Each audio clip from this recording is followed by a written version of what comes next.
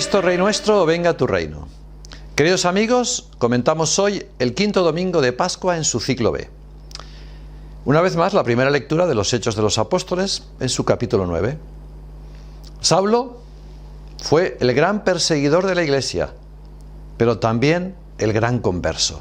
Nos dice el texto, respirando amenazas contra los discípulos del Señor, cayó en tierra camino de Damasco, donde oyó una voz que le decía, Saulo, Saulo, ¿por qué me persigues? Saulo contestó, ¿quién eres, Señor? Yo soy Jesús, a quien tú persigues, le respondió.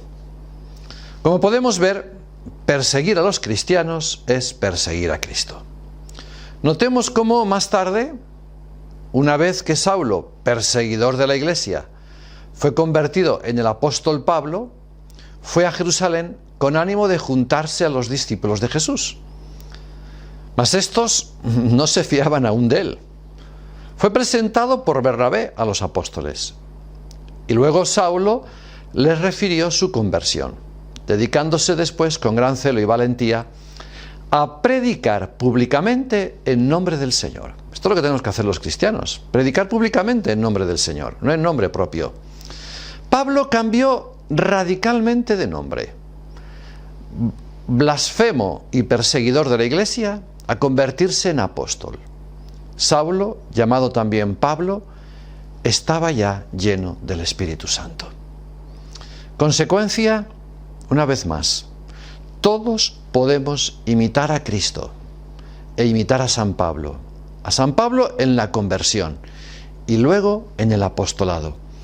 Y para esto es necesario dedicarnos antes al conocimiento de Cristo, una vez más mediante el estudio de la palabra de Dios, sobre todo los evangelios, y luego diremos con él a todos, Jesucristo es el Mesías y nuestro Dios.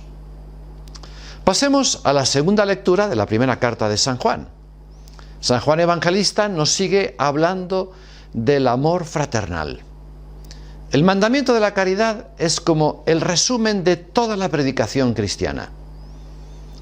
El mensaje que los cristianos han recibido para su nueva vida de gracia es amarse los unos a los otros. Pero para que la caridad sea verdadera, no hemos de amar de palabra y de boca, sino con obras y según la verdad. O como dice el dicho español, obras son amores y no buenas razones, dice el refrán. Primero amar a Dios, guardando sus mandamientos, y amarlo en sí mismo y en el prójimo. A esto se reduce verdaderamente nuestra religión. Pasemos al Evangelio de San Juan, en su capítulo 15. En esta alegoría de la vid, se nos pone de manifiesto la unión de vida interior que debe de haber entre Cristo y los cristianos para dar frutos de buenas obras. Cristo, Él, es la vid, y los hombres, nosotros, los sarmientos. El sarmiento, al igual que la rama del árbol, saca la savia de su tronco y de la raíz del mismo. Si se cortara la rama, al ser separada del tronco del árbol, ésta se secaría, ya no daría fruto, porque la savia dejaba de circular por ella. Así la gracia es una savia divina, que parte de Jesucristo, quien nos dice, yo soy la vid y vosotros los sarmientos. El que permanece en mí, ese da mucho fruto. La gracia santificante o habitual permanece en nosotros como un hábito mientras no cometamos un pecado mortal. Debemos pues vivir unidos a Cristo mediante ella para dar frutos de buenas obras. La vida de la gracia se opone, por lo tanto, a la vida de la gracia se opone el pecado, que corta la rama del tronco.